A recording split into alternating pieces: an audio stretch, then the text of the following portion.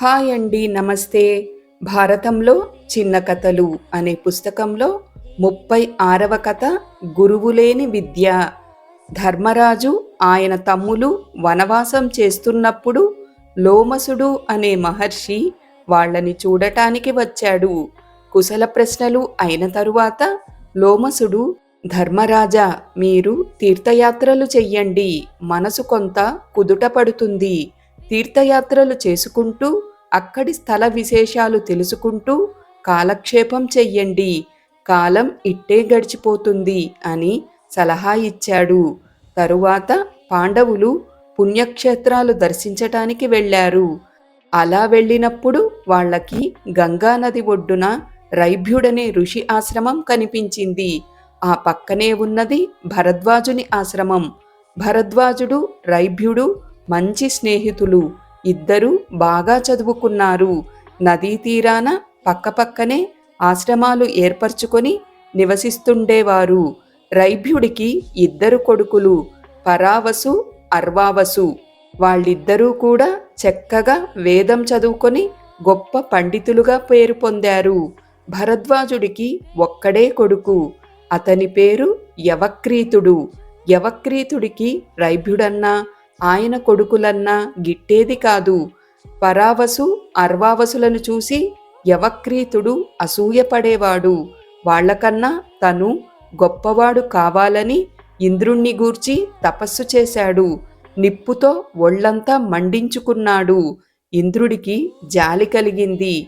భూలోకానికి వచ్చి ఎందుకు నాయనా ఇంత ఘోరమైన తపస్సు చేస్తున్నావు అని అడిగాడు. ఎవరూ చదవని వేద విద్యలన్నీ నాకు రావాలి, నేను గొప్ప పండితుణ్ణి కావాలి, దానికోసం నేనీ కఠోర తపం చేస్తున్నాను. గురువుగారి దగ్గరకు పోవటం, కొన్నాళ్ళు ఆయనకు సేవ చేయటం అనేవి నాకు కుదరవు. అవేవీ లేకుండా విద్యలన్నీ క్షణాల మీద పొందటానికి ఈ తపస్సు చేస్తున్నాను, నన్ను ఆశీర్వదించండి అని యవక్రీతుడు వేడుకున్నాడు. అది విని ఇంద్రుడు నవ్వాడు. పిచ్చివాడా, నీ తెలివి అపమార్గాన పట్టింది. తక్షణమే వెళ్ళి గురువును ఆశ్రయించు. ఆయన వద్ద శుశ్రూష చేసి వేద విద్యలన్నీ నేర్చుకో. గురువు వద్ద విద్య నేర్చుకుంటేనే ఎవరికైనా చదువు అబ్బుతుంది. అది లేకుండా ఏం చేసినా ప్రయోజనం లేదు అని చెప్పాడు. కాని యవక్రీతుడికి ఆయన మాటలు నచ్చలేదు. ఇంకా ఘోరమైన తపస్సు చేశాడు. ఇంద్రుడు మళ్ళీ వచ్చి, నాయనా, మూర్ఖంగా ఏ పని చెయ్యకూడదు. నీ తండ్రి గారికి వేదాలు తెలుసు, ఆయన నీకు నేర్పుతారు. వెళ్ళి వేద విద్యలన్నీ నేర్చుకో. ఇలా ఒళ్ళు కాల్చుకోవటం మానుకో అని చెప్పాడు. యవక్రీతుడికి కోపం వచ్చి, నేను కోరిన వరం కనుక మీరు ఇవ్వకపోతే నా శరీరంలోని అవయవాలన్నింటినీ విరచి ఈ అగ్నిగుండంలో పడేస్తాను అన్నాడు. అలా ఉండగా ఒకనాడు యవక్రీతుడు గంగానదిలో స్నానం చెయ్యటానికి వెళ్ళాడు. అక్కడ ఓ ముసలి బ్రాహ్మణుడు నది ఒడ్డున కూర్చొని పిడికెడు పిడికెడు ఇసుక తీసి నదిలోకి విసురుతున్నాడు. అది చూసి యవక్రీతుడు, ఏం చేస్తున్నావు తాతా అని అడిగాడు. గంగానది దాటటానికి వంతెన కడుతున్నా అన్నాడు ఆ వృద్ధ బ్రాహ్మణుడు. అది విని యవక్రీతుడు పెద్దగా నవ్వాడు. వేగంగా పోయే ప్రవాహానికి ఇలా ఇసుకతో అడ్డంగా కట్టవేయడం కుదరని పని, వేరే మార్గం చూడు అని సలహా ఇచ్చాడు. గురువు లేకుండానే, అసలు చదవకుండానే, కష్టపడకుండానే విద్య రావాలని కొందరు ఎలా తపస్సు చేస్తున్నారో అలాగే నేను గంగా నదికి ఇసుకతో వంతెన కడుతున్నా అని ముసలి బ్రాహ్మణుడు బదులు చెప్పాడు. అప్పుడు అర్థమైంది ఆ ముసలి బ్రాహ్మణుడు ఎవరో యవక్రీతుడికి. వెంటనే కాళ్లమీద పడ్డాడు. ఇంద్రుడు నవ్వుతూ యవక్రీతుణ్ణి దగ్గరకు తీసుకొని, నీ తండ్రి దగ్గర వేద విద్యలు నేర్చుకో. అనతి కాలంలోనే నువ్వు గొప్ప విద్వాంసుడివి అవుతావు అని ఆశీర్వదించాడు. ఇక్కడితో గురువులేని విద్య కథ పూర్తయిందండి. ఇక 37వ కథ ఇంద్ర విజయం. పూర్వం త్వష్ట అనే పేరుగలవాడొకడుండేవాడు. అతనికి ఇంద్రుడంటే ఒళ్ళు మంట. ఎలాగైనా ఇంద్రుడికి అపకారం చెయ్యాలని తలపెట్టి ఒక 3 తలల వాణ్ణి సృష్టించాడు. వాడికి విశ్వరూపుడని పేరు పెట్టాడు. ఇంద్ర పదవి కోసం ఘోరంగా తపస్సు చెయ్యడం మొదలుపెట్టాడు విశ్వరూపుడు. అతని తపస్సు భగ్నం చేయడం అప్సరసల వల్ల కాకపోయింది. చివరకు ఇంద్రుడే వాణ్ణి చంపాడు. ఫలితంగా ఇంద్రుడికి తాపసిని చంపిన పాపం అంటుకుంది. అందుకని ఎవరికీ తెలియకుండా ఓ ఏడాది రహస్యంగా ఉండేసరికి భూతగణాలు ఆక్రోశించడం మొదలుపెట్టాయి. తన అధర్మ కార్యం లోకానికి తెలిసిపోయినందుకు ఇంద్రుడు విచారించి ఆ దోషాన్ని 4 భాగాలుగా విభజించి సముద్రానికి, భూమికి, చెట్లకు, స్త్రీలకు అంటగట్టాడు. తరువాత తను హాయిగా ఉన్నాడు. అది చూసి మరీ కోపం వచ్చింది త్వష్టకు. ఈసారి అతి నిష్టతో హోమం చేసి వృత్రాసురుణ్ణి సృష్టించి ఇంద్రుడితో యుద్ధం చెయ్యమని పంపాడు. తీరా యుద్ధం మొదలయ్యేసరికి వృత్రాసురుడికి ఆకలేసి ఇంద్రుణ్ణి కాస్త మింగి ఊరుకున్నాడు. అది చూసి దేవతలు భయపడిపోయారు. ఎలాగో కష్టపడి వృత్రాసురుణ్ణి ఆవలించేలా చేశారు. వాడు నోరు తెరిచి ఆవలించేసరికి ఇంద్రుడు అంగుష్టమాత్రుడై వాడి నోట్లోంచి బయటకి వచ్చాడు. వృత్రాసురుడి ముందు ఆగలేక మందర పర్వతానికి పరుగెత్తాడు.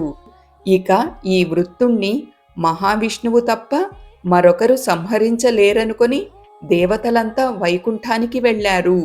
ఎలాగైనా వాడితో సంధి చేసుకోండి. సమయం చూసి నేను ఇంద్రుడి వజ్రాయుధంలో ప్రవేశిస్తాను, వృత్రాసురుణ్ణి వధిస్తాను అని అభయమిచ్చాడు కమలనాభుడు.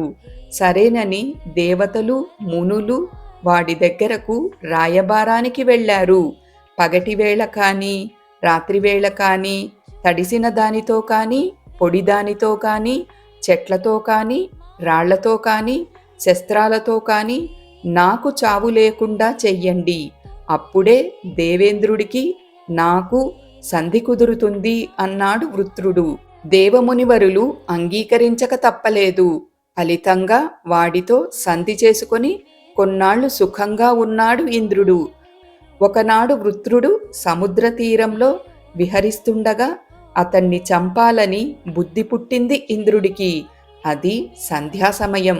రాత్రి కాదు, పగలు కాదు. చంపడానికి సాధన కోసం వెతుక్కుంటున్న ఇంద్రుడికి సముద్రంలో ఉన్న నురుగు కనిపించింది. అది తడిదీ కాదు, పొడిదీ కాదు. అందుకని తన వజ్రాయుధానికి ఆ నురుగును పట్టించి వృత్రాసురుడి మీదికి విసిరాడు. ఆ ఆయుధంలో హరి ప్రవేశించి వాణ్ణి హతమార్చాడు. తీరా ఇంద్రుడు అమరావతికి చేరేసరికి ఇలా బ్రహ్మహత్య చేసి ఇంకా రాజ్యం చేద్దామనుకుంటున్నావా అని సకల భూతగణాలు అతన్ని నిలదీసి ప్రశ్నించాయి. పాపభారంతో ఇంద్రుడు రాజ్యం వదులుకొని నిషధాచలానికి వెళ్ళిపోయాడు. దేవతలంతా కలిసి దేవేంద్ర పదవిని నహుషుడికి కట్టబెట్టారు. ఒకనాడు సచీదేవి నహుషుడి కంటపడింది. ఆ లావణ్య రాశిని చూసి ఉన్మత్తుడై నేను ఇంద్రపదవిలో ఉన్నాను కనుక ఇంద్రాణివైన నువ్వు నా దగ్గరకు రావాలి అని కబురు పంపాడు. సచి భయపడి వెళ్ళి బృహస్పతిని శరణు వేడింది.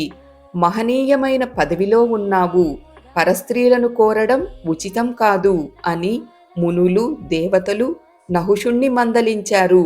అలాగా ఆనాడు గౌతముడి భార్య అహల్య కోసం దొంగవేషంలో పరుగెత్తిన ఇంద్రుడికి ఈ బుద్ధులు మీరు చెప్పలేకపోయారేం అని నహుషుడు హుంకరించాడు.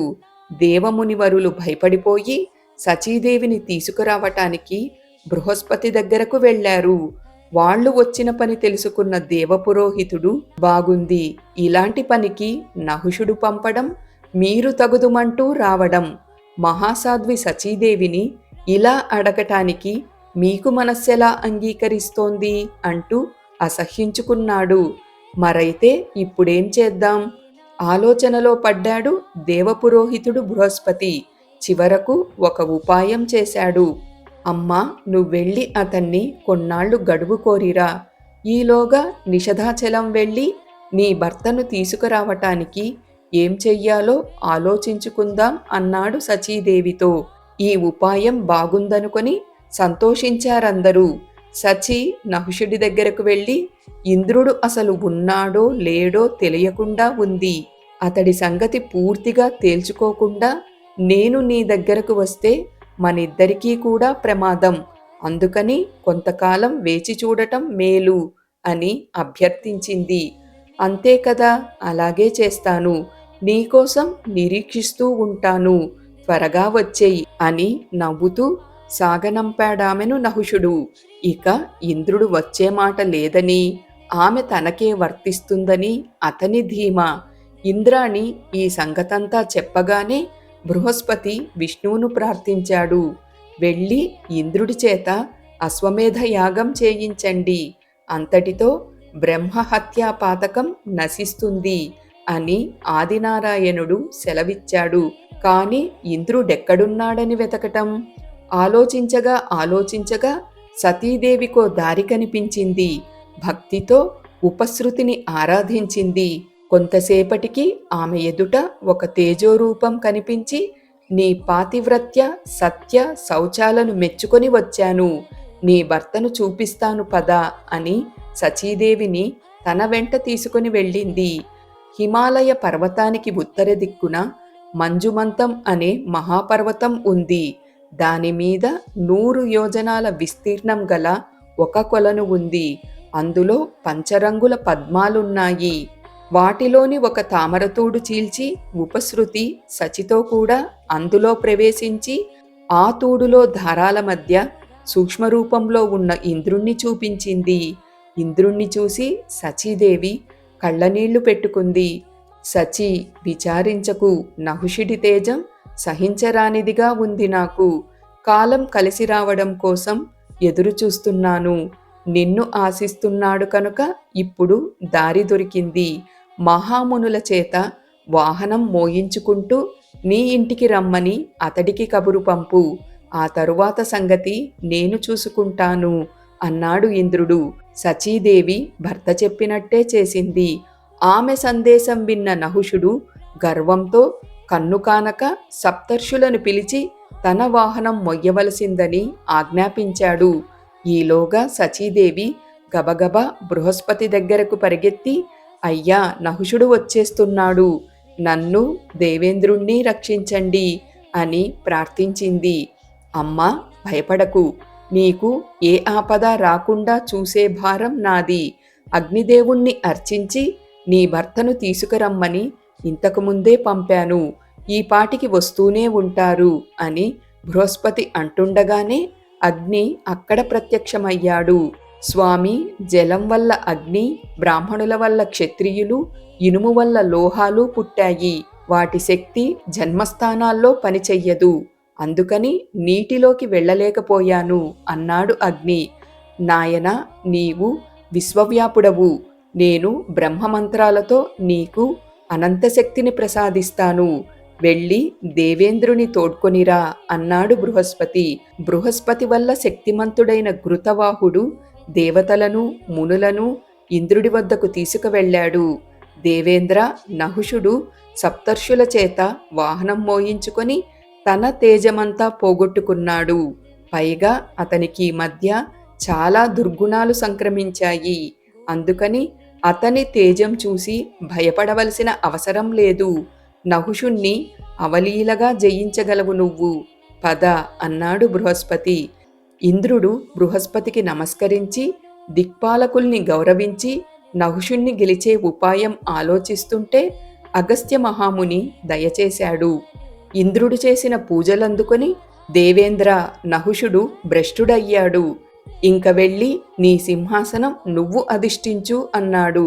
మహర్షి, నహుషుడు ఎలా పతనమయ్యాడు అని సంభ్రమాశ్చర్యాలతో అడిగారంతా.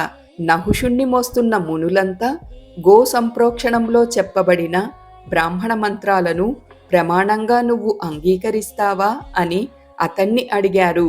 అతను అంగీకరించనన్నాడు. నాకు కోపం వచ్చి పెద్దలు కొనియాడిన మంత్రాలను కాదనడం అజ్ఞానం అన్నాను.